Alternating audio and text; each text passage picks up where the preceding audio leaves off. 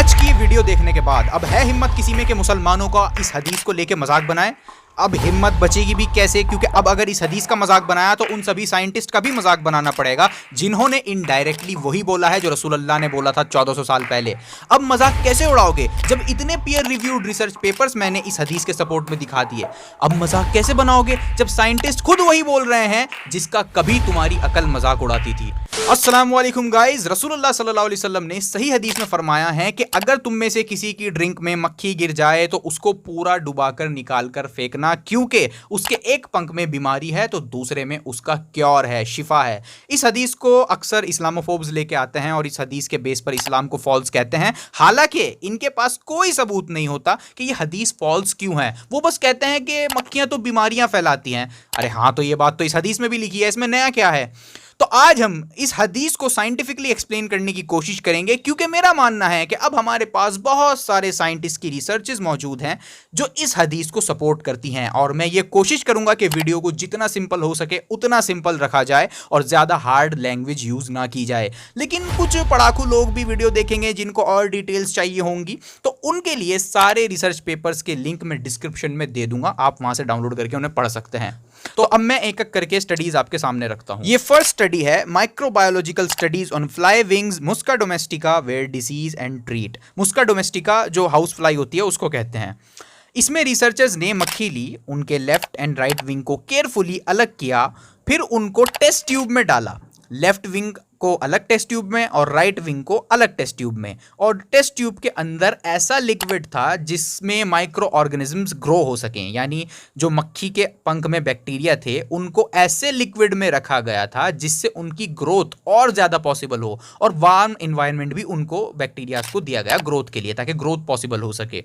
अब ट्यूब्स में विंग्स डालकर इनको कुछ टाइम के लिए रख दिया गया एक कंट्रोल्ड इन्वायरमेंट में। भाई सिंपल सा एक्सपेरिमेंट है, मक्खी के पंखों को टेस्ट ट्यूब में डाल दिया जिसमें बैक्टीरिया के ग्रोथ के लिए खाना रखा हुआ था।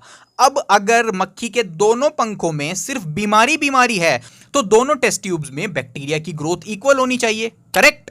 लेकिन रिसर्चर्स ने जब टेस्ट ट्यूब्स को देखा तो उसमें उनको शॉकिंग रिजल्ट्स मिले। उन्होंने पाया कि जिन टेस्ट ट्यूब्स में मक्खी का लेफ्ट विंग था उन टेस्ट ट्यूब्स में उनको बैक्टीरिया और फंगल ग्रोथ मिली, यानी लेफ्ट विंग वाली टेस्ट ट्यूब में फंगल और बैक्टीरियल ग्रोथ हुई थी। और इस बात को रिसर्चर्स ने माइक्रोस्कोप से भी बाद में कंफर्म किया कि there was bacterial and fungal growth. लेकिन ऑन द अदर हैंड जिस टेस्ट ट्यूब में राइट विंग थे उस टेस्ट ट्यूब में कोई भी बैक्टीरियल और फंगल ग्रोथ देखने को नहीं मिली रिसर्चर्स को, यानी मक्खी के राइट विंग में कुछ था जो बैक्टीरिया को और फंगल ग्रोथ को रोक रहा था। और उसके बाद रिसर्चर्स यही नहीं रुके, बल्कि उन्होंने एक्सपेरिमेंट को और आगे बढ़ाया और हर टेस्ट ट्यूब में से थोड़ा थोड़ा सा लिक्विड लिया और उनको पेट्री डिशेस में निकाला, जिन पेट्री डिशेस में बैक्टीरिया एंड फंगल ग्रोथ के लिए और खाना रखा हुआ था। न्यूट्रिएंट एगर मीडिया जो कि बैक्टीरियल ग्रोथ के लिए अच्छा होता है, और पोटैटो डेक्सट्रोज एगर मीडिया जो कि फंगल ग्रोथ के लिए अच्छा होता है, ताकि अगर टेस्ट ट्यूब में कोई बैक्टीरिया हो तो वो खाना पीना खाकर और इंक्रीज हो सके और उसकी ग्रोथ पॉसिबल हो।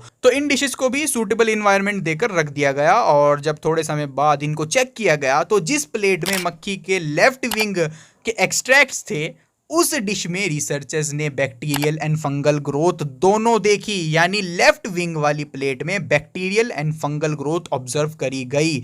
लेकिन जिस प्लेट में मक्खी के राइट विंग के एक्सट्रैक्ट्स थे उसमें कोई भी बैक्टीरियल एंड फंगल ग्रोथ देखने को नहीं मिली रिसर्चर्स को, यानी मक्खी की राइट विंग में कुछ ना कुछ ऐसा था जो कि बैक्टीरिया और फंगस को ग्रो होने से रोक रहा था। यानी राइट विंग में कुछ एंटीबायोटिक्स, कुछ एंटीमाइक्रोबियल सब्सटेंसेस थे जिससे राइट विंग की वजह से बैक्टीरियल और फंगल ग्रोथ नहीं हो पाई इन डिशेस में। आप देख सकते हैं, उन्होंने फोटोज भी शेयर करे हैं। तो ये स्टडी थी, मजा आया, सब समझ में आ रहा है। मैं चाहता हूं आपको समझ में आए कि रिसर्चर्स ने रिजल्ट्स कैसे ऑब्टेन किए। मैं सिर्फ बड़े बड़े शब्द नहीं फेंक रहा हूं आपके सामने, मैं इस स्टडी का कंक्लूजन भी पढ़ सकता था आपके सामने, जिससे आपको कुछ भी समझ ना आता, आपको पता ही ना चलता कि ये स्टडी कैसे करी गई। लेकिन मैं चाहता हूं कि आपको समझ में आए हर चीज़, इसी वजह से समझा रहा हूं। तो ये फर्स्ट स्टडी थी, और इस स्टडी को कुछ साइंटिस्ट ने क्रिटिसाइज भी किया। उन्होंने बोला कि भाई इस स्टडी में सिर्फ 4 मक्खियां ली गई थी। You get that far. As soon as you get to n equals 4, like whatever you're about to tell me, it doesn't matter. Go repeat it, get it's flies. So like, this is easy. Get 20, get 100, right? Like, it's easy to work with flies. They're fast. तो इतना छोटा sample size क्यों, जो कि बिल्कुल fair criticism है। भाई आप हाथियों पर रिसर्च नहीं कर रहे थे, आप मक्खियों पर रिसर्च कर रहे थे, तो आपने 100-200 सैंपल्स क्यों नहीं लिए। लेकिन मज़े की बात यह है कि ये सिर्फ अकेली स्टडी नहीं है, इसके सपोर्ट में और भी स्टडीज़ हैं जो कि और ज़्यादा रिलायबल हैं। अब मैं वो भी दिखाता हूँ आपको। जैसे कि ये study the right wing of fly Muska domestica as a neutralization of drinks contaminated by microbe. So इस स्टडी को मैं शॉर्ट में एक्सप्लेन करता हूँ। तो रिसर्चर्स ने 5 टेस्ट ट्यूब्स ली, जिसमें से एक में स्टेरलाइज वाटर था यानी क्लीन वाटर था, दूसरी ट्यूब में भी वाटर था, लेकिन रिसर्चर्स ने उसमें एक हार्मफुल बैक्टीरिया ऐड किया था जिसको ई कोलाई कहते हैं, यानी एस्चेरिचिया कोलाई बैक्टीरिया इस ट्यूब में डाला गया था। एंड बाकी की 3 ट्यूब्स में भी वाटर था और उसमें भी रिसर्चर्स ने ये बैक्टीरिया ई कोलाई ऐड किया था। अब रिसर्चर्स ने ये किया कि कुछ मक्खियाँ मारी और उनके राइट विंग्स को इन 3 ट्यूब्स में डाला। एक ट्यूब में 1 राइट विंग, दूसरी में 2 राइट विंग्स और तीसरी में 3 राइट विंग्स।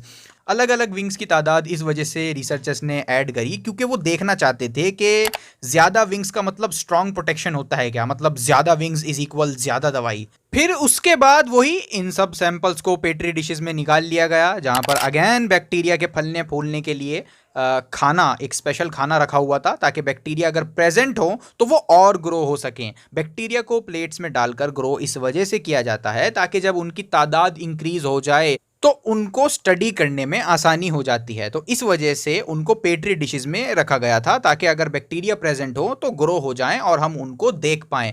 तो डिशेस में निकालने के बाद उनको एक सूटेबल टेम्परेचर में रख दिया गया।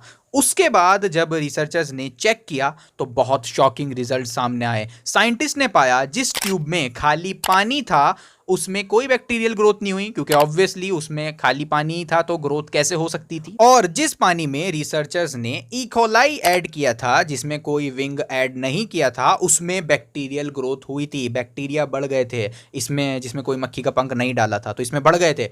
अब रही इन तीनों की बात, जिसमें मक्खी का पंख डाला गया था तो सरप्राइजिंगली जिस वाटर में 3 राइट विंग्स डाले गए थे उसमें कोई बैक्टीरिया ग्रोथ देखने को नहीं मिली। और तो और जिसमें 2 पंख थे उसमें भी कोई ग्रोथ देखने को नहीं मिली, और जिसमें 1 पंख था उसमें भी कोई बैक्टीरियल ग्रोथ देखने को नहीं मिली। इसका मतलब यह हुआ कि अगर किसी ड्रिंक में ई कोलाई बैक्टीरिया प्रेजेंट हो तो मक्खी का राइट विंग उसके इफेक्ट को न्यूट्रलाइज कर सकता है, उसकी ग्रोथ को स्टॉप कर सकता है। और यहाँ पर मैं ये भी बता दूं, एक और स्टडी है जिसमें ये भी बताया गया था कि कौन कौन से बैक्टीरिया मक्खी के पंखों में रहते हैं। तो उनमें से एक एस्चेरिचिया कोलाई भी था, यानी ये बैक्टीरिया मक्खी के ऊपर पाया जाता है और मक्खी के ही ऊपर इसकी ग्रोथ को रोकने का सब्सटेंस भी पाया जाता है, जैसा कि स्टडी में प्रूव किया गया है। तो सुभान अल्लाह, ये हदीस तो सही साबित हो गई कि एक में शिफा है तो दूसरे में उसका क्योर भी है। ये बैक्टीरिया मक्खी पर प्रेजेंट होता है जो हमको बीमार बना सकता है, लेकिन इनकी ग्रोथ को रोकने वाला भी कोई सब्सटेंस मक्खी के पंख में ही मौजूद होता है, जैसे कि ये स्टडी में प्रूव किया गया है। तो ये हदीस तो सही साबित हो चुकी है, लेकिन मैं अभी यही नहीं रुकूंगा। आज तो इस आर्ग्यूमेंट का जनाजा ही उठेगा इस वीडियो से। अब सवाल ये बचा कि ये जो मक्खी का पंख बैक्टीरिया की ग्रोथ को रोक पा रहा है, ये हो कैसे रहा है? मक्खी के पंखों में ऐसा क्या है जिसकी वजह से बैक्टीरिया की ग्रोथ नहीं हो पा रही है? तो ये स्टडी देखिए, tracking the source of anti microbial production from house fly Muska domestica, right wing of the fly और gut system, a mini review. ये स्टडी मेरी पर्सनल फेवरेट है। चलिए जल्दी से इसको ईजी करके आपको एक्सप्लेन करता हूँ। इस स्टडी में रिसर्चर्स ने ये पता किया कि एक मक्खी के पंखों में आखिर बैक्टीरिया की कौन सी प्रजाति रहती है। तो रिसर्चर्स ने लेफ्ट एंड राइट विंग्स को स्टडी किया और काफी बैक्टीरियाज को आइडेंटिफाई किया जो मक्खी के विंग्स पर रहते थे, पाए जाते थे। लेकिन इसमें खास बात और शॉकिंग बात रिसर्चर्स को यह पता चली कि जो बैक्टीरियाज मक्खी के एक विंग पर थे, वो बैक्टीरियाज दूसरे विंग पर या सेम ही विंग पर रह रहे बैक्टीरियाज की ग्रोथ को इनहिबिट कर सकते थे, यानी एक दूसरे के अगेंस्ट फाइट कर सकते थे। मैं एग्जांपल से समझाता हूं। जैसे ये बैक्टीरिया मक्खी के राइट विंग पर पाया गया, स्ट्रेप्टोमाइसिस एसपीपी। अब ये बैक्टीरिया दूसरे हार्मफुल बैक्टीरिया की ग्रोथ को इनहिबिट कर सकता है, और ये एक नोन बात है कि स्ट्रेप्टोमाइसिस बहुत बड़ी तादाद में एंटीबायोटिक्स प्रोड्यूस करते हैं। Streptomyces SPP best antibiotics producer हैं। इन बैक्टीरिया से ऐसी दवाई बनाई जाती है जो कि हार्मफुल बैक्टीरिया को किल कर सकती है। जैसे एक न्यू टाइप की एंटीबायोटिक जिसको रिसेंटली डिस्कवर किया गया है, जिसको साइंटिस्ट ने पिकोलिनामाइसिन नाम दिया है, और ये न्यू एंटीबायोटिक एक बहुत ही पावरफुल बैक्टीरिया स्टेफिलोकोकस ऑरियस की ग्रोथ को इनहिबिट कर सकती है। और ये पावरफुल बैक्टीरिया मक्खी के पंखों पर भी पाया जाता है। यानी आप देखें, हार्मफुल बैक्टीरिया स्टेफिलोकोकस ऑरियस भी पंख पर मिला है, और इस बैक्टीरिया की ग्रोथ को इनहिबिट करने की दवाई जिस बैक्टीरिया से बनाई गई है वो भी मक्खी के पंख पर ही रहता है, स्ट्रेप्टोमाइसिस एसपीपी। हदीस का मजाक उड़ाने वालों, देख लो, एंटीबायोटिक प्रोड्यूसर भी विंग पर ही है और बैक्टीरिया भी विंग पर ही है, अल्हम्दुलिल्लाह। तो स्ट्रेप्टोमाइसिस एसपीपी एंटीबायोटिक्स प्रोड्यूस करते हैं जिससे बाकी के बैक्टीरिया का जीना दुश्वार हो जाता है। और एक और बैक्टीरिया मक्खी के लेफ्ट विंग पर पाया जाता है जिसको बैसिलस माइकोइड्स कहते हैं, और ये बैक्टीरिया भी दूसरे हार्मफुल बैक्टीरिया की ग्रोथ को इनहिबिट कर सकता है। और ये बैक्टीरिया एक्सोपॉलीसैकेराइड्स प्रोड्यूस करता है जिन्होंने एंटी ट्यूमर इफेक्ट शो किए हैं। Here is the study, Bacillus mycoides के EPS यानी एक्सोपॉलीसैकेराइड्स ने नॉर्मल सेल्स पर तो कोई ज्यादा हार्मफुल इफेक्ट शो नहीं किए, लेकिन ह्यूमन कैंसर सेल्स को इफेक्टिवली इनहिबिट किया। तो ये bacteria effective anti tumour EPS यानी एक्सोपॉलीसैकेराइड्स तक प्रोड्यूस कर सकता है। तो streptomyces SPP and bacillus mycoides, ये दो bacteria according to this study अलग अलग विंग्स पर पाए जाते हैं मक्खी के, और ये दोनों बैक्टीरिया टुगेदर कई दूसरे बैक्टीरिया की ग्रोथ को इनहिबिट कर सकते हैं, जैसे Bacillus cereus, Acinetobacter SPP, Proteus vulgaris, Aeromonas SPP, Micrococcus luteus, Escherichia coli, Staphylococcus aureus, Pseudomonas aeruginosa, Lactobacillus sp, Micrococcus roseus, Alcaligenes spp, Neisseria spp। तो ये दोनों बैक्टीरियाज के पास स्ट्रॉन्ग एंटीबैक्टीरियल प्रॉपर्टीज हैं जो इन सब बैक्टीरियाज की ग्रोथ को रोक सकते हैं, किल कर सकते हैं। ये रिसर्चेस वही बात कह रही हैं जो हदीस में मौजूद है कि एक विंग में बीमारी है तो दूसरे में उसकी शिफा भी है। मजे की बात यह है कि सिर्फ यही दो बैक्टीरियाज एंटीबैक्टीरियल एक्टिविटी शो नहीं करते हैं। एक और पेपर मैं आपको दिखाता हूं, isolation, characterisation and antagonistic activity of the external microflora of the house fly Muska domestica. अच्छा, एंटागोनिस्टिक एक्टिविटी उसको कहते हैं जब एक बैक्टीरिया दूसरे बैक्टीरिया की ग्रोथ को इनहिबिट करता है, यानी एक बैक्टीरिया दूसरे बैक्टीरिया से फाइट करता है जिससे दूसरे बैक्टीरिया की ग्रोथ स्टॉप हो जाए, इसको एंटागोनिस्टिक एक्टिविटी कहते हैं। तो इस स्टडी में साइंटिस्ट ने कुछ लिक्विड्स लिए, उन लिक्विड्स में मक्खियों को डुबोया और उनके शरीर से कुछ बैक्टीरियाज निकाले, ये चेक करने के लिए कि क्या ये बैक्टीरियाज आपस में दूसरे बैक्टीरिया की ग्रोथ को इनहिबिट कर सकते हैं या नहीं। और इस रिसर्च में पाया गया कि मक्खी के शरीर पर कई तरह के बैक्टीरियाज एंड फंजाई रहते हैं, और उनमें से कुछ बैक्टीरियाज दूसरे बैक्टीरियाज एंड फंजाई सबकी ग्रोथ को इनहिबिट कर सकते हैं। जैसे रिसर्चर्स को मक्खी के शरीर पर से एक बैक्टीरिया मिला जिसका नाम था बैसिलस सबटिलिस। तो ये बैक्टीरिया कुछ ऐसे एंटी माइक्रोबियल मटीरियल प्रोड्यूस कर रहा था जो कि जितने भी अदर बैक्टीरिया एंड फंजाई मिले थे मक्खी के शरीर पर से इन रिसर्चर्स को, उन सब की ग्रोथ को इनहिबिट कर रहा था। तो एक अकेला ये बैक्टीरिया बाकी सब पर भारी था। और इस बैसिलस सबटिलिस के अलावा जो और दूसरे बैक्टीरियाज एंड फंजी मक्खी के शरीर पर से मिले थे रिसर्चर्स को, वो भी एक दूसरे की ग्रोथ को इनहिबिट कर सकते थे, वो भी आपस में फाइट कर रहे थे, लेकिन ये अकेला बैक्टीरिया बाकी सबकी ग्रोथ को रोक सकने वाला एंटी माइक्रोबियल मटीरियल प्रोड्यूस कर सकता है। इस वजह से इस बैक्टीरिया पर और स्टडी करनी चाहिए अकॉर्डिंग टू रिसर्चेस। तो अब तक आपको यह बात तो पता चल चुकी होगी कि मक्खी के शरीर पर बहुत बैक्टीरिया फंजाई पाए जाते हैं जो कि इंसानों के लिए हार्मफुल होते हैं, लेकिन वहीं पर लेटेस्ट रिसर्चेस के अकॉर्डिंग मक्खी के शरीर पर ही कुछ ऐसे बैक्टीरियाज भी होते हैं जो कि मक्खी के शरीर पर ही रहने वाले other harmful bacterias and fungi की ग्रोथ को स्टॉप कर सकते हैं या किल कर सकते हैं। तो अल्लाहु अकबर, जो बात रसूलुल्लाह सल्लल्लाहु अलैहि वसल्लम ने 1400 साल पहले कही थी वही बात रीसेंट स्टडीज हमको बता रही हैं। अब क्या बोलोगे इस्लामोफोब्स। एक और चीज, मक्खी के ऊपर एंटीबैक्टीरियल एक्टिविटी शो करने वाले बैक्टीरियाज रहते हैं, एक दूसरे से फाइट करने वाले बैक्टीरियाज रहते हैं, ये तो हमने देख लिया, लेकिन क्या आपको पता है कि मक्खी के अंदर भी, फ्लाई के डाइजेस्टिव ट्रैक्ट में भी कई एंटी माइक्रोबियल कंपाउंड्स होते हैं जो कि मक्खी को कई हार्मफुल बैक्टीरिया से फाइट करने में हेल्प करते हैं। फ्लाई को जब लार्वा स्टेज में एंड अडल्ट स्टेज में हार्मफुल बैक्टीरियाज अटैक करते हैं तो उसके शरीर कई एंटी माइक्रोबियल कंपाउंड्स प्रोड्यूस करता है, जैसे anti bacterial peptide MT7095, anti microbial peptide cecropin MDC। आप इस टेबल में देखें, ये एंटी माइक्रोबियल कंपाउंड्स हैं जो मक्खी प्रोड्यूस करती है, और ये साइड में वो बैक्टीरियाज हैं जिनको ये एंटी माइक्रोबियल कंपाउंड्स टारगेट करते हैं। यानी ये कंपाउंड्स इन बैक्टीरिया की ग्रोथ को स्टॉप कर सकते हैं, इन बैक्टीरियाज को किल कर सकते हैं। तो ये एंटी माइक्रोबियल कंपाउंड्स फ्लाई के डाइजेस्टिव ट्रैक्ट में भी पाए जाते हैं।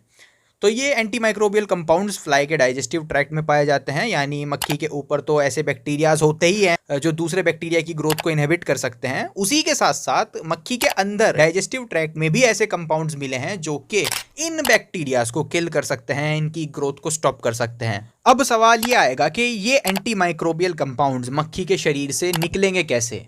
वेल द आंसर इज, जब मक्खी के शरीर पर प्रेशर आएगा तब ये एंटी माइक्रोबियल पेप्टाइड्स निकल जाएंगे उसके शरीर से, क्योंकि हदीस में ये भी तो जिक्र है कि मक्खी को लिक्विड में पूरा डुबाकर बाहर निकालना है। तो मक्खी को जब हम डुबाएंगे तो उसके प्रेशर से ये एंटी माइक्रोबियल पेप्टाइड्स बाहर आ जाएंगे मक्खी के डाइजेस्टिव ट्रैक्ट से, और उस ड्रिंक में मिक्स हो जाएंगे जिस ड्रिंक में मक्खी को डुबाया गया होगा। तो इससे होगा ये कि जो मक्खी के शरीर से हार्मफुल माइक्रोब्स उस लिक्विड में गए होंगे तो ये एंटी माइक्रोबियल पेप्टाइड्स उनको किल कर देंगे। जब हम मक्खी पे प्रेशर डालेंगे तो ये एंटी माइक्रोबियल पेप्टाइड्स रिलीज हो जाएंगे, तो जो अदर हार्मफुल माइक्रोब्स उस ड्रिंक में होंगे तो ये एंटी माइक्रोबियल पेप्टाइड्स उनको किल कर देंगे। तो याद रखना, अगर मक्खी आपकी ड्रिंक में गिर जाए और आप अपनी ड्रिंक फेंक नहीं सकते हो तो मक्खी को पूरा डुबाना है उस ड्रिंक में, मक्खी को पूरा डुबाना जरूरी है, तभी ये एंटी माइक्रोबियल पेप्टाइड्स निकलेंगे उसके शरीर से। तो मक्खी के ऊपर भी बैक्टीरियाज हैं जो कि एंटी बैक्टीरियल सब्सटेंसेस प्रोड्यूस करते हैं और दूसरे बैक्टीरिया की ग्रोथ को रोकते हैं, और वहीं उसी के साथ साथ मक्खी के अंदर भी ऐसे कंपाउंड्स होते हैं जो कि हार्मफुल बैक्टीरिया को किल कर सकते हैं। देख लो आप लोग खुद।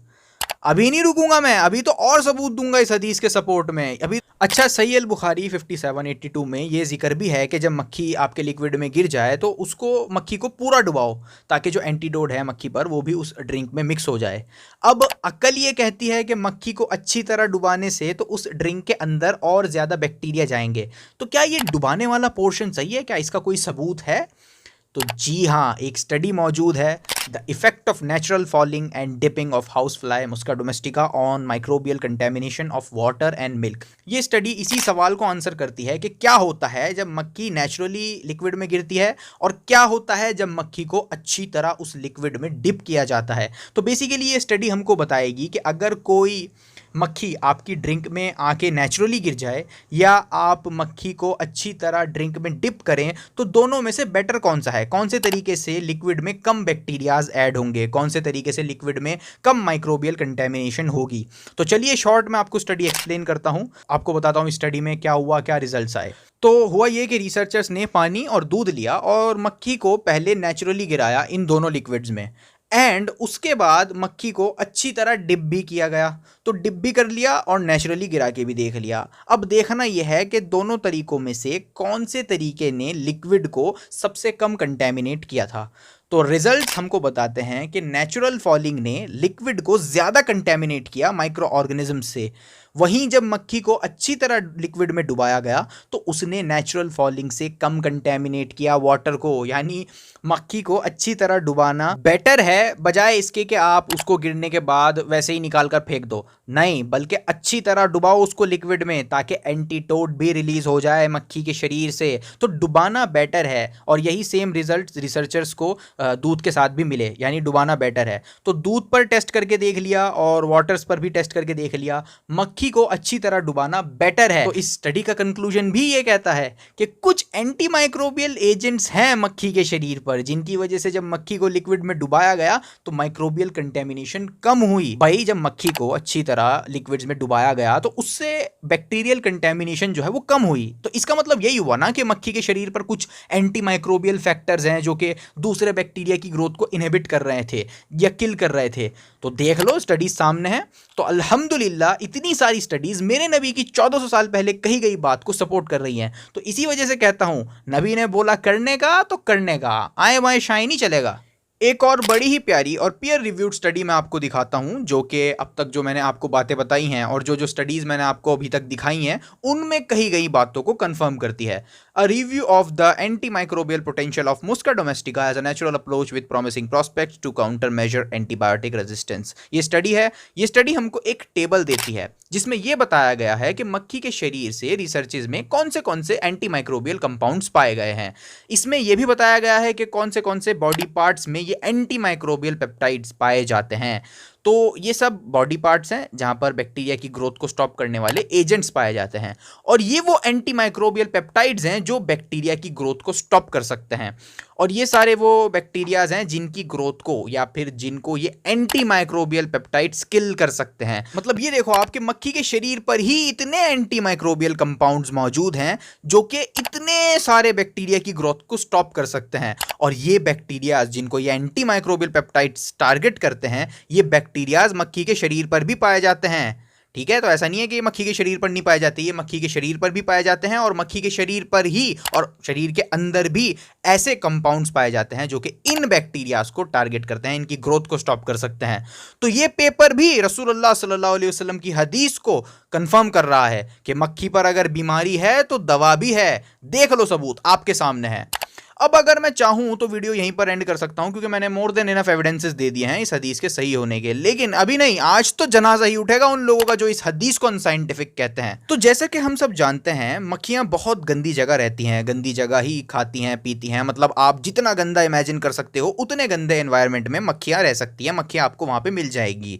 तो सवाल ये आएगा कि इतने गंदे इन्वायरमेंट में मक्खियां सर्वाइव कैसे करती हैं। भाई, इस तरह के गंदे इन्वायरमेंट में माइक्रो ऑर्गेनिजम्स भी तो रहते हैं जो कि मक्खियों के लिए भी हार्मफुल हो सकते हैं। अगर मक्खियां खुद को उन हार्मफुल माइक्रो ऑर्गेनिजम्स के अटैक से प्रोटेक्ट ना करें तो वो उनके लिए भी हार्मफुल हो सकते हैं। तो क्योंकि मक्खियां आराम से और मजे से गंदे एनवायरनमेंट में रह लेती हैं, तो ऑब्वियस सी बात है उनके पास कोई डिफेंस सिस्टम होना ही है जिससे वो उन हार्मफुल बैक्टीरिया से फाइट कर सकें जो उन पर अटैक कर सकते हैं। तो यानी मक्खियों को जब हार्मफुल बैक्टीरियाज अटैक करते होंगे तो उनके पास या उनके ऊपर कुछ ना कुछ ऐसा जरूर होगा जो मक्खियों को उन हार्मफुल बैक्टीरिया से, उन हार्मफुल जर्म से प्रोटेक्ट करता होगा। कुछ एंटी माइक्रोबियल प्रॉपर्टीज, कुछ एंटीबायोटिक्स प्रोड्यूस करने की कोई चीज मक्खियों के पास जरूर होगी जिससे वो बची रहती हैं।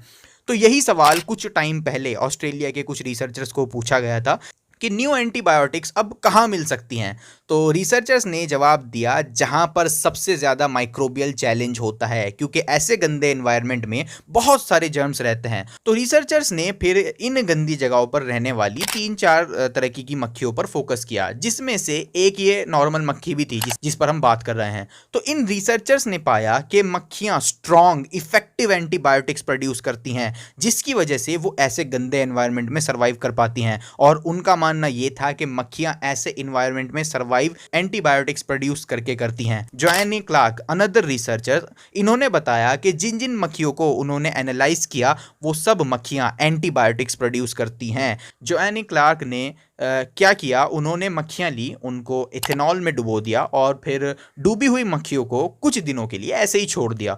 उसके बाद उन्होंने इथेनॉल को रिमूव कर लिया। तो जब इथेनॉल को रिमूव कर लिया तो अब सिर्फ वो सब्सटेंस बचा था जो मक्खियों ने अपने शरीर से प्रोड्यूस किया था जब वो इथेनॉल के अंदर डूबी हुई थी।